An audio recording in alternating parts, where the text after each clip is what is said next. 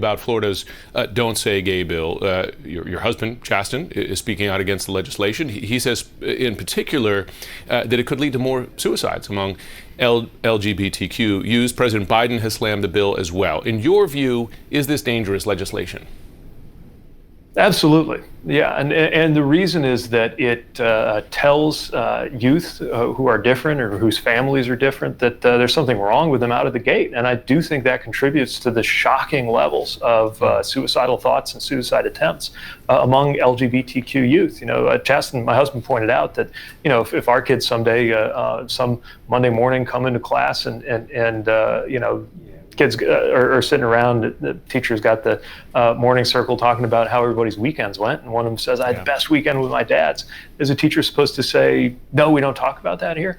If it's at any age where it's appropriate to talk about a kid's mom and dad, then it should be appropriate to talk about a kid's mom and mom, or dad and dad, or whatever family structures we live with. That's part of what it means to be pro-family, is to be pro every family. I want to get onto the issue of masks. As you know, a number of governors, including Democratic governors, are lifting mask mandates. Does the administration plan to drop mask mandate that falls under your portfolio, which is for trains and planes in the U.S.?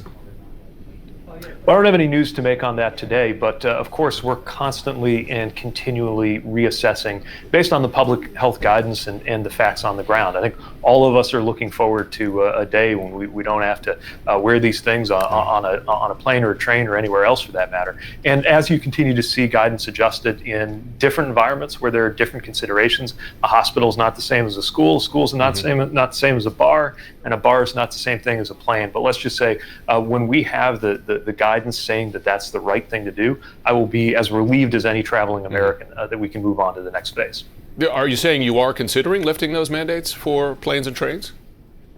Yeah, again, we're always considering what makes sense. We don't lock in forever around a date. Deadlines have had to move, often in a disappointing direction when we thought we were going to be able to lift it and had to continue it for public health reasons.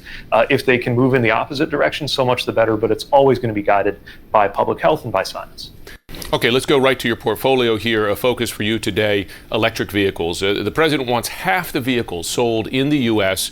To be electric or plug-in hybrids by 2030. Now, the Commerce Secretary, Gina Raimondo, has said the administration will not hit these goals without a significant investment in domestic chip production. As you know, Congress is working on legislation on this right now, but it's going to take years, frankly, to significantly boost that production.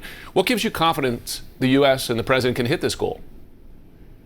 Well, look, we're already moving in this direction. You see what's going on right now with U.S. EV production, and importantly, the production of the chargers, too. You don't think about that as much, but making and installing those chargers creates a lot of jobs. Just yesterday, we were with the president and a company that has decided to locate in America, and they're going to create 500 jobs making these fast chargers, which are going to need to be installed. We're hoping to do 500,000 across the country as far as our total network. But look, we do need to continue building up our U.S.-based manufacturing supply capability. This is one of the reasons why the president has been relentless from day one on talking about Buy America. Buy America principles are a very big part of this infrastructure law. And frankly, they're a very big part of how we deal with some of our supply chain issues. As long as the things we really need are on a boat in China, we're going to be vulnerable to any number of supply and other economic disruptions. It's why the president is fixated on making more right here in the U.S. Okay, another thing in your purview, and that is the issue of unruly passengers in this country. You said this week that we do, as a country, need to take a look at placing unruly passengers on a federal no-fly list. The airlines have asked the DOJ to make it so. DOJ is now referring it back to the relevant agencies. Has the administration, has the FAA made a decision on this, and will it?